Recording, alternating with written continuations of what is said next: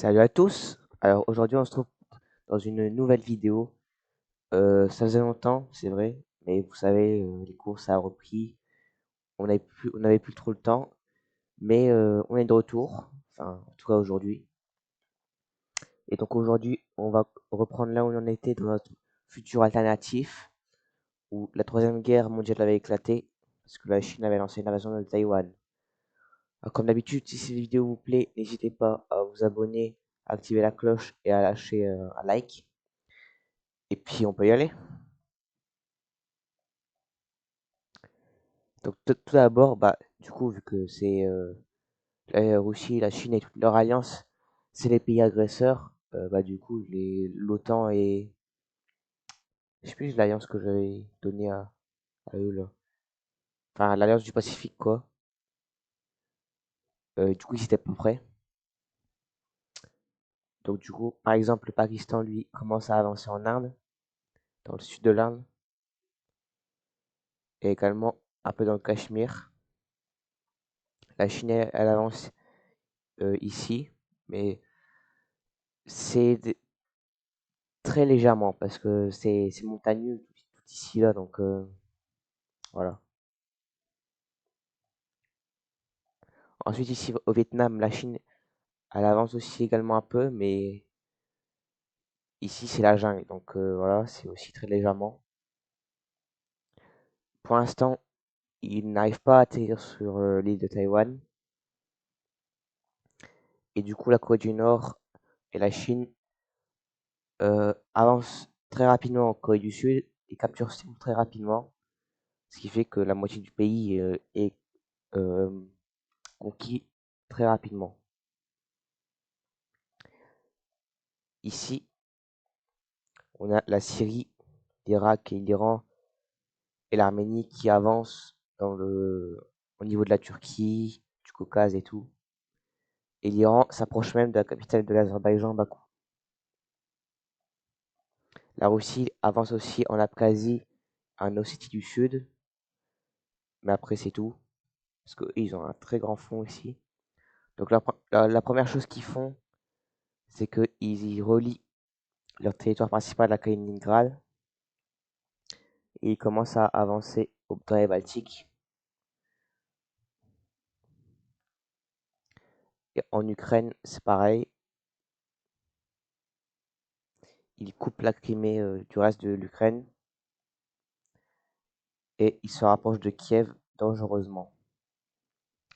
Ici en Finlande, bah, ils avancent très légèrement, parce que voilà, Finlande en guerre contre la Russie, ça s'est jamais bien passé pour que ce soit la Russie ou l'URSS. Enfin, voilà.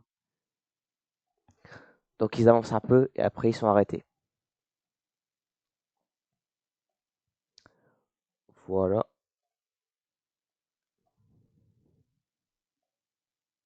De retour en Asie, la Corée du Sud réussit finalement à stabiliser son front ici. Donc, ils sont encerclés, mais des renforcements japonais arrivent et du coup ils arrivent à stabiliser le front. Ici au Vietnam, ils continuent à avancer, mais encore une fois, c'est très léger. Et éventuellement, ça s'arrête ici, au niveau du long truc du Vietnam, là, tout petit.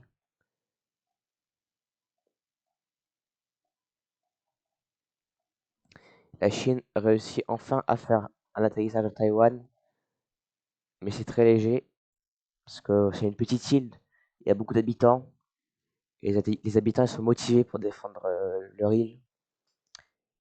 Et du coup, bon bah, les, Chi- les Chinois ici, là, ils sont arrêtés sur l'île. Ici en Inde, ça continue à avancer un peu, mais par contre dans le Cachemire, l'Inde repousse un peu les Pakistanais et les Chinois. En Turquie, c'est pareil. La Turquie, elle repousse la Syrie.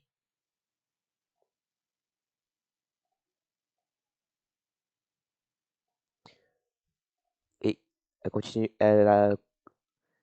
commence même à avancer dans le territoire syrien. Ici, l'Iran finit par capturer Bakou et du coup l'Azerbaïdjan capitule, tout comme la Géorgie. Au niveau des Baltiques, la Russie continue à avancer. Ils finissent par capituler la Lituanie et la Lettonie. Et du coup, il reste plus que l'Estonie qui reste vraiment un tout petit peu en vie là. En Ukraine, les Russes réussissent à capturer Kiev et la Crimée est aussi prise.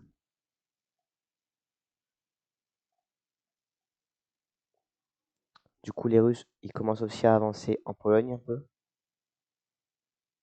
Et en Finlande, bon bah ça bouge toujours pas.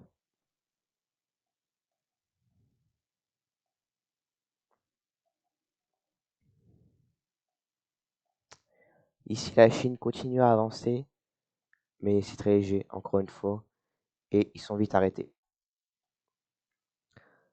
Par contre, l'Inde, ici au sud, elle repousse le Pakistan, quasiment complètement. Elle repousse les Chinois complètement du Cachemire, mais pas les Pakistanais par contre. Ici, Vietnam, ça bouge pas. Taïwan, la Chine réussit à capturer le sud de l'île, mais encore une fois, ils sont arrêtés au bout d'un moment. Ici, les Sud-Coréens, Japonais et quelques troupes des États-Unis commencent à repousser les Nord-Coréens et tentent d'encercler les troupes qui sont ici là. Et ils réussissent à le faire. Et du coup, ces troupes sont complètement encerclées.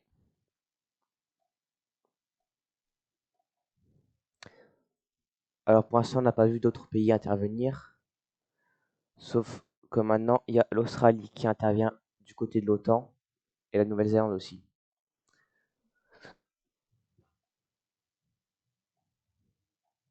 En Afrique, il n'y a personne qui intervient, par le Maroc qui est déjà dans l'OTAN. Et l'alliance du Moyen-Orient, pour l'instant, il n'y a personne qui intervient.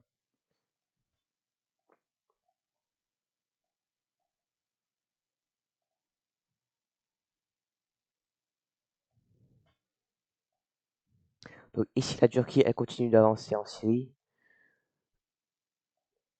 Elle capitule même le Liban. Et éventuellement, la Syrie explose en 10 000 pièces. Non, je rigole. Elle capitule juste. La Turquie commence un peu à libérer la Géorgie, mais ils sont arrêtés au bout d'un moment. L'Estonie finit par capituler.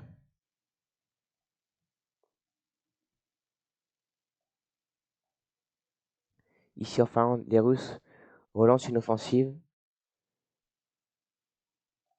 Ils arrivent à avancer dans le sud, mais ici dans le nord, bon bah ça avance pas.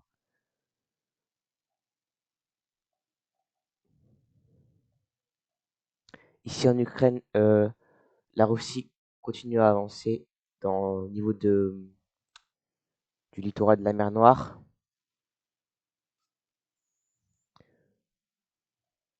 Mais ils finissent par être complètement stoppés parce que bah, du coup, tous les renforts de l'OTAN, ils arrivent, ils commencent à arriver. Et du coup, tout le monde est arrêté.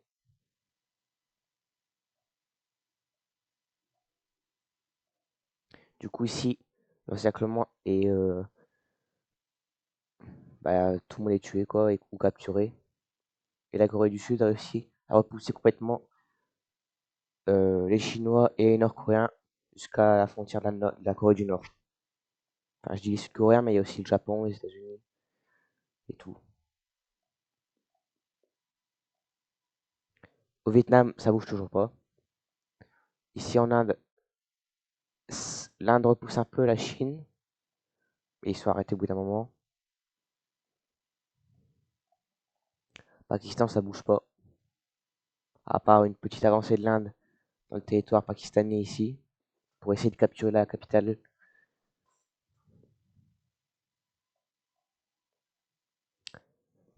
Ici, on a la Turquie qui commence une avancée en Irak.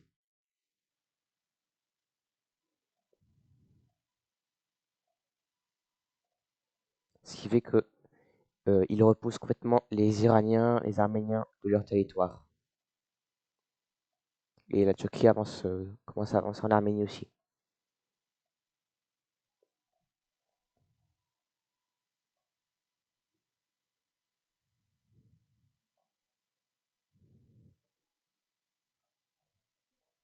Ici, en Europe, on a la Pologne et tous les autres pays européens qui commencent à repousser la Russie. Et ils arrivent à la frontière de la Lituanie. Mais par contre, ils n'arrivent pas à avancer vu que c'est un très petit corridor. Je sais plus comment ça s'appelle le corridor, mais voilà. Ici au nord, la Finlande réussit enfin à repousser les Russes. Et dans le sud, c'est pareil. Ils commencent à les repousser aussi.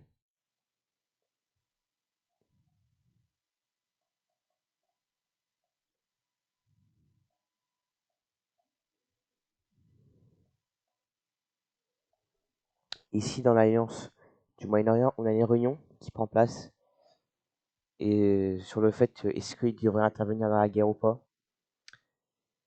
Et le résultat, c'est que oui, ils vont intervenir du côté de l'OTAN. Parce que déjà, le Yémen et l'Arabie Saoudite, je crois que ça va pas trop. Et Israël, c'est un allié des États-Unis.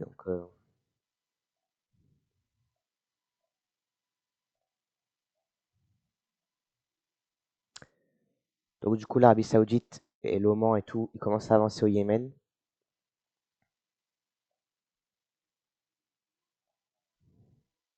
En Irak, c'est pareil.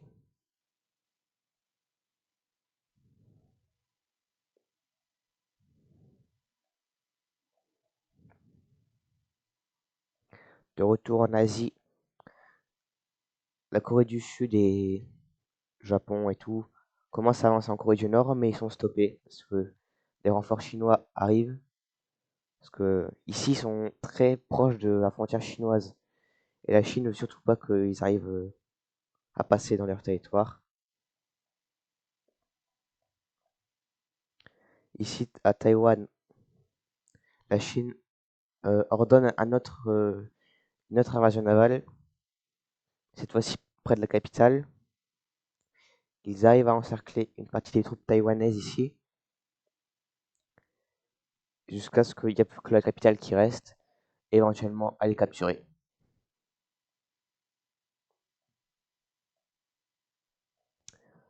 Au Vietnam, on a le Vietnam qui repousse un peu la Chine, mais juste un peu, hein.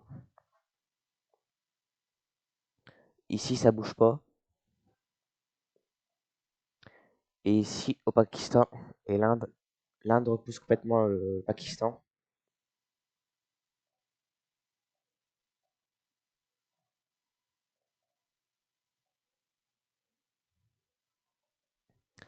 Et continue. Et ils avancent en direction de la ville de Karachi.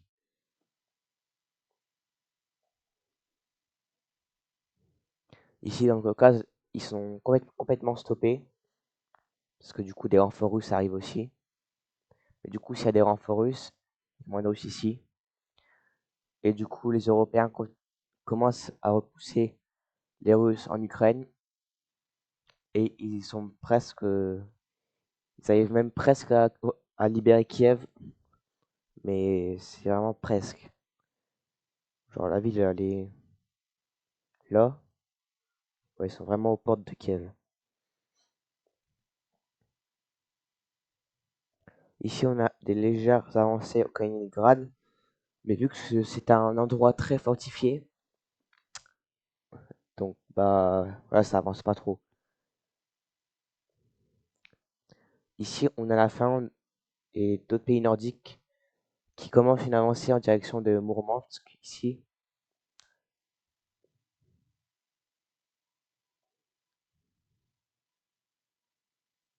Et ils arrivent à peu près moitié de la distance de la ville.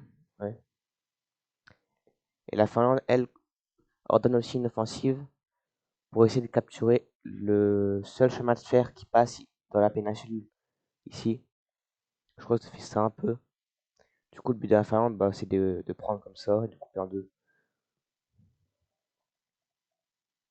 Donc, ils ordonnent une offensive ici.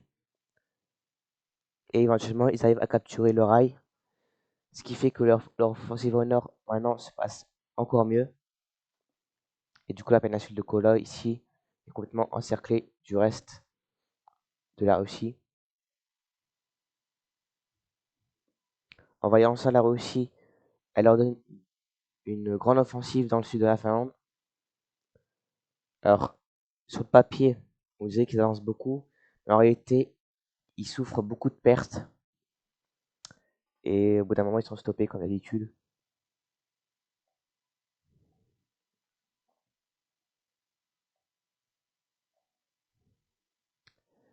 Ici, en Corée du Nord, les renforts chinois commencent à repousser les alliés jusqu'à la frontière sud-coréenne.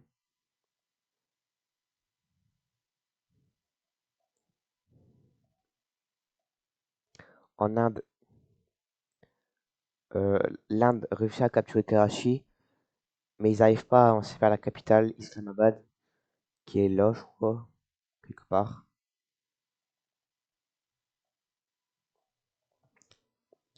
Ici en Irak, la Turquie et le Moyen-Orient commencent une offensive en direction de Bagdad. Et éventuellement, ils arrivent à capturer la ville. Ici au Yémen, bon bah, voilà. Et du coup, l'Irak finit par capituler.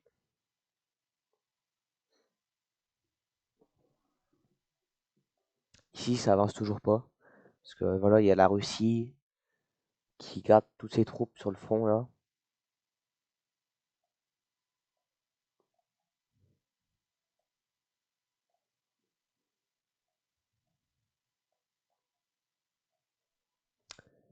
Ici, le Kaliningrad est fini et finit par être capturé par l'OTAN. Alors, ça a été très dur, il y a eu beaucoup de pertes du côté de l'OTAN.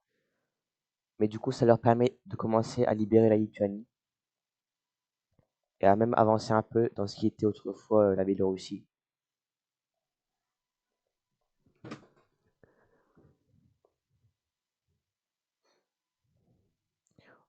En Ukraine, ils arrivent à repousser les Russes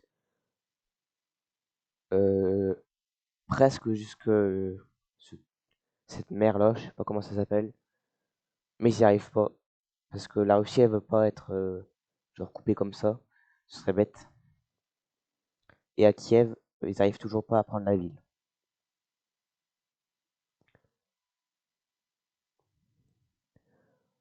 Donc je pense que ça va le faire pour cet épisode, pour cette première partie en tout cas.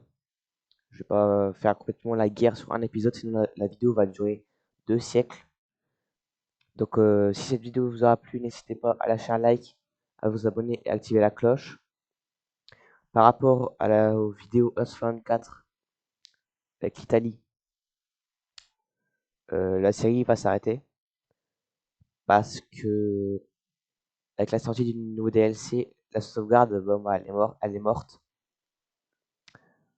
Donc, prochaine vidéo Earth 4 qui va sortir, ce sera sur un autre pays. Donc voilà. Donc abonnez-vous, lâchez un like, activez la cloche.